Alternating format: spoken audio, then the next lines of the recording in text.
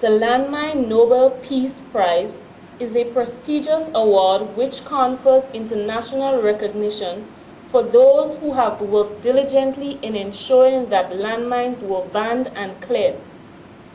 I am Beverly Snagg, and I would be presenting a speech that was originally delivered by Jodi when she received the Landmines Nobel Peace Prize on December 10, 1997, at Oslo City Hall in Oslo, Norway.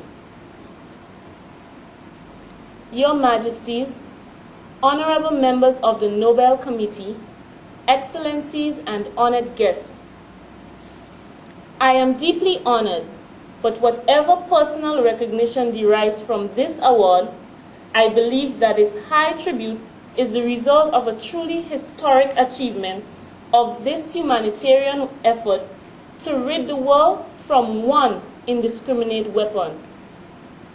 In the words of the Nobel Committee, the international campaign started a process which, in the space of a few years, changed a ban on anti-personnel mines from a vision to a feasible reality.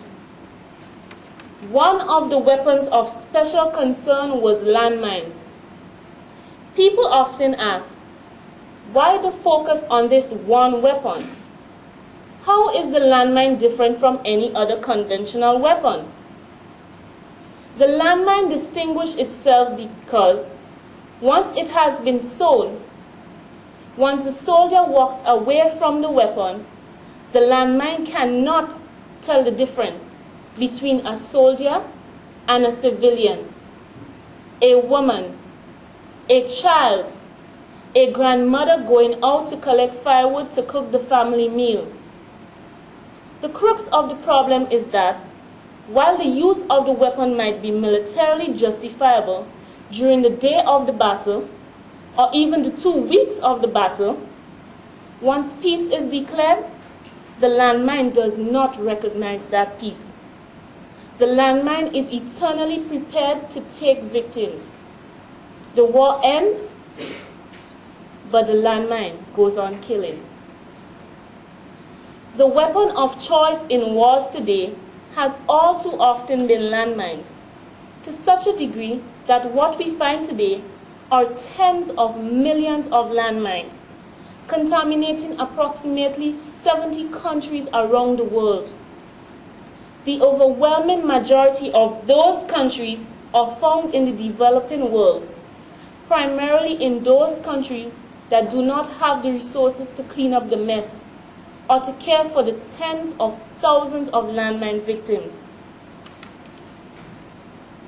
Let me take a moment to give you a few examples of the epidemic. Today, Cambodia has somewhere between 4 and 6 million landmines, which can be found in over 50% of its national territory.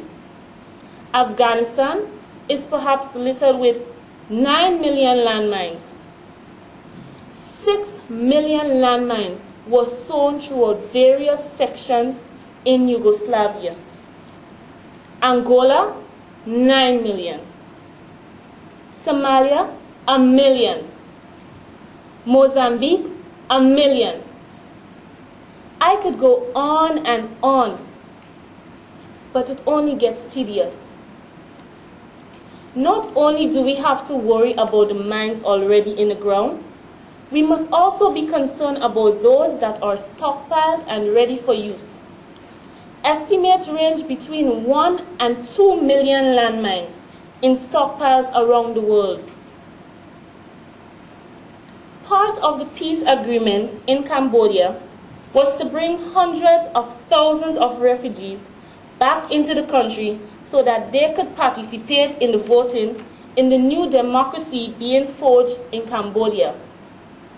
The plan to bring them back included giving each family enough land so that they could be self-sufficient and that they would not be a drain on the country. What they found? So many landmines, they could not give lands to the family. What did they get? $50 and a year's supply of rice. That, my friends, is the impact of landmines. I thank you.